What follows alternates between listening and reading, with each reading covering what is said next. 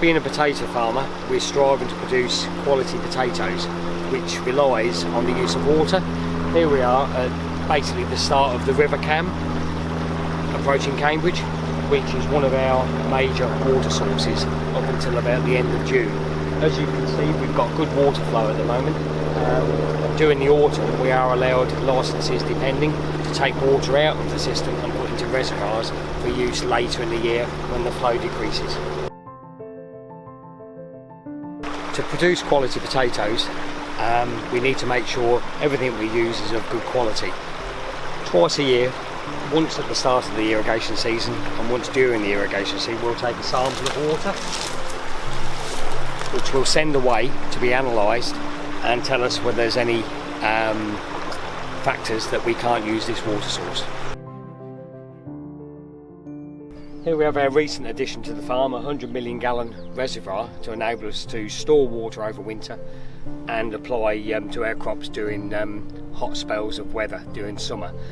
We've got a big licence of water which we're conscious about, pushing 200 million gallons, which sounds an awful lot of water, but I think what one point people don't realise is to grow quality potatoes, which they demand, it does take an awful lot of water, but it means from our point of view we need to manage it, or be seen to be managing that water to its best effect.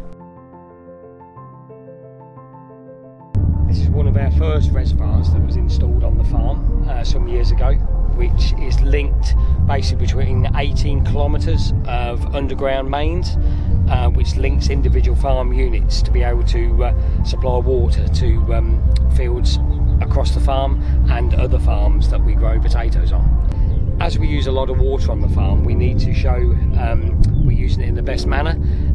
We currently use a balance sheet method and walk out into the field with a fork and check ourselves. Also, we use soil moisture probes, which we install in the field of potatoes, which will relay back to the office, giving us an indication of the soil moisture deficit within that crop, hence then triggering us to start irrigating and get the most out of that water we're using.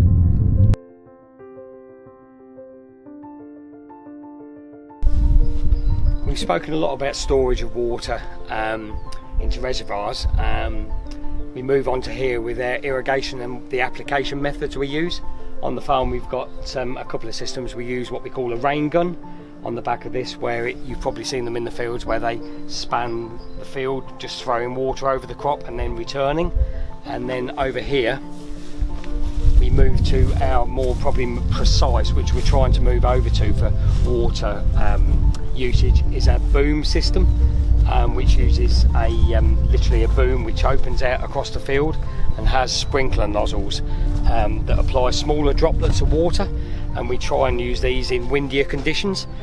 So mainly you'll see on this farm we'll utilise these in the daytime and then use a gun at night.